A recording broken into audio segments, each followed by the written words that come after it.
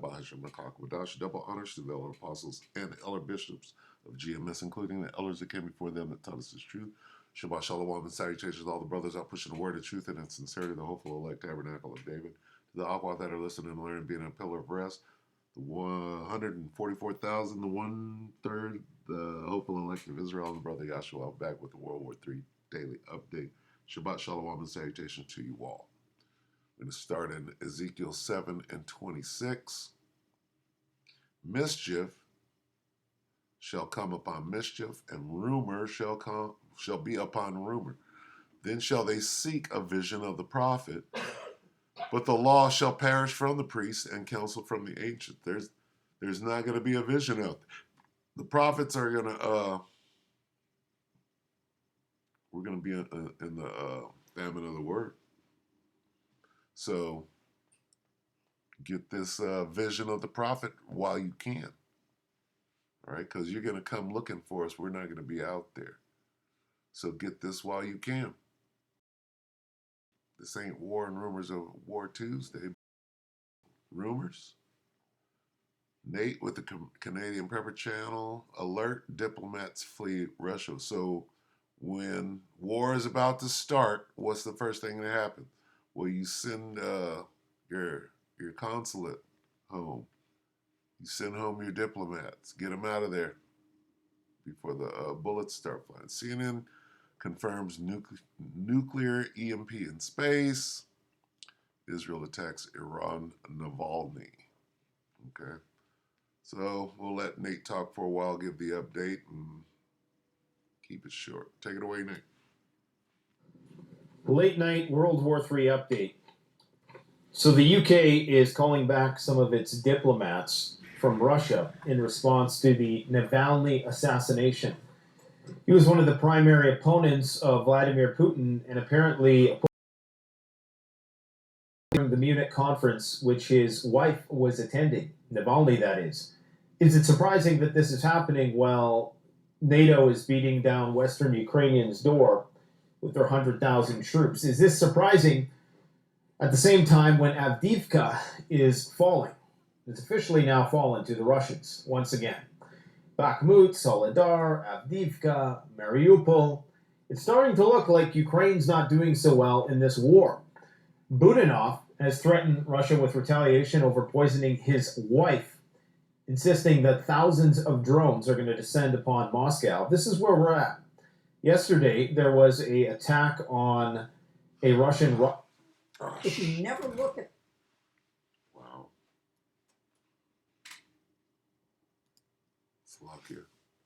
A Russian rocket facility in Siberia, way far into Ukraine. So you know that was an act of sabotage. Day after day after day. How much are the Russians going to take is the question. And now we have CNN stating the obvious that we talked about on this channel just a few weeks ago with Castle Bravo. Russia attempting to develop nuclear space weapon to destroy satellites with massive EMP energy wave, sources say.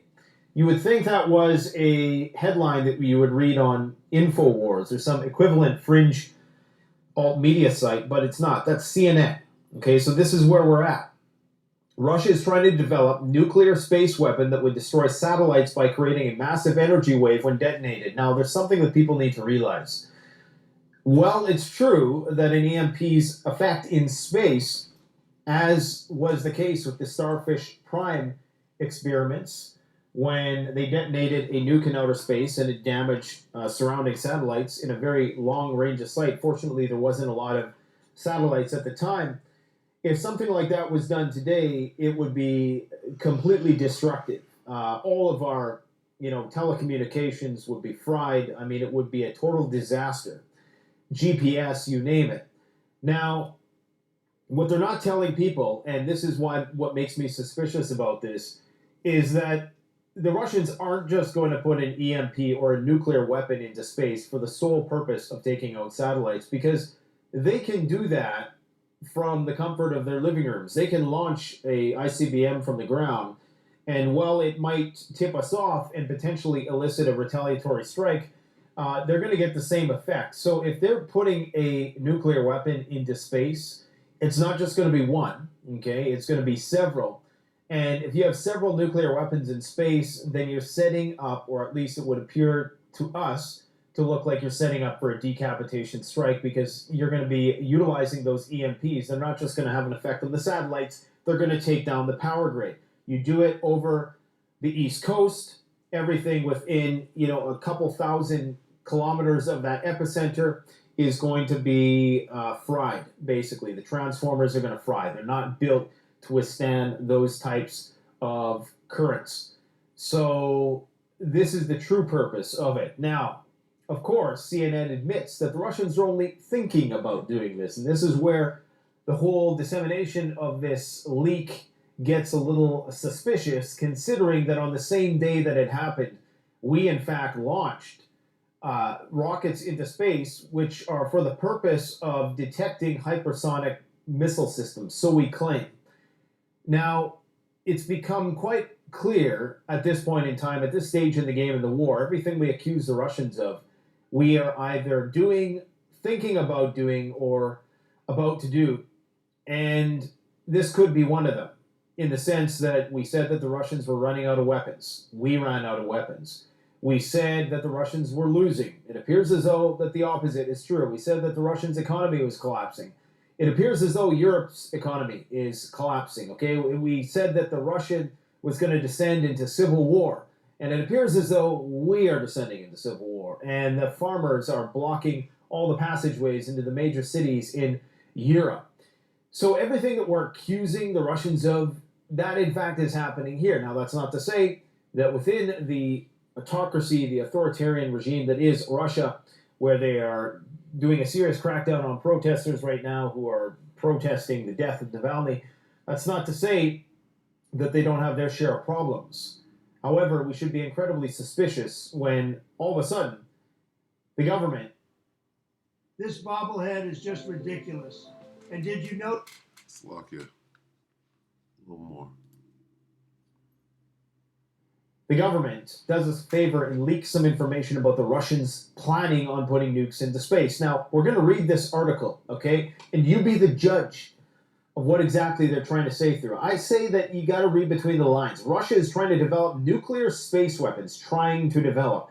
The Russians could have did this a long time ago. They are masters at making very small nuclear reactors that can be put into space if need be. And that is just the reactor, okay? So the Russians have many propulsion systems, nuclear propulsion systems, like on their missile systems, on the thing that gets shot from the Belgorod, the Poseidon torpedo. They have this capability. So to put it into space would not be a huge stretch of the imagination, and this is something that has been contemplated for decades, as they'll say in this article. However, it's important to read between the lines. Yeah, like Iran doesn't have a nuke, right? You got to read in between the lines. Iran doesn't have nukes. Iran has 3 more months before they have enough yellow cake refined uranium to make a nuke. Really? Really? Russia, they're just experimenting with this new technology. They haven't perfected it yet. Okay. Would destroy satellites by creating a massive energy wave when detonated, potentially crippling a vast swath of the commercial and government satellites that the world below depends on to talk on cell phones, pay bills, and surf the internet. What? Is that what we use satellites for? Cell phones, paying the bills, and surfing the internet? Surfing the internet? Do people still say that? That's the most pre-millennial thing that they could possibly say. So it can't have anything to do with that. That's what they're projecting onto you. Oh, we got to pay bills and surf the internet. What will we do without these satellites that we're about to shut down, turn back on when we're ready? And then just totally dated itself. Look, if the satellites go down, not only is that going to be a precursor to imminent nuclear war, you're going to have a lot more things to worry about than just not surfing the internet. Yeah, because people won't be able to be distracted with their bread and circus. Hey, Super Bowl's on. Don't worry about that World War III going on. Bank machines not working. All navigational systems going completely haywire. The telecommunications grid being brought to a halt. It's very likely that the power grid is going to suffer in turn. And paying bills is going to be the last of your problem. Ain't nobody going to be worried about, oh my God, the grid's gone down. It's Mad Max. I got to pay my bills to the government. We'll end it right there. Okay, so yeah, you see where this is going. So the EMP situation is big right now. And not because of whatever, it's because Babylon the Great is pushing it out there. And my synopsis would be that they're going to try to use this as a false flag and blame it on Russia. So more rumors for you. But what we know for sure is this. World War III is going to happen. Why? How do I know? For the Bible told me so. This is Revelation 11 and 14 in the Berean. The second woe has passed. Behold, the third woe is coming shortly. And we're going to read this. We're going to read this precept over and over and over until it's a thing of the past.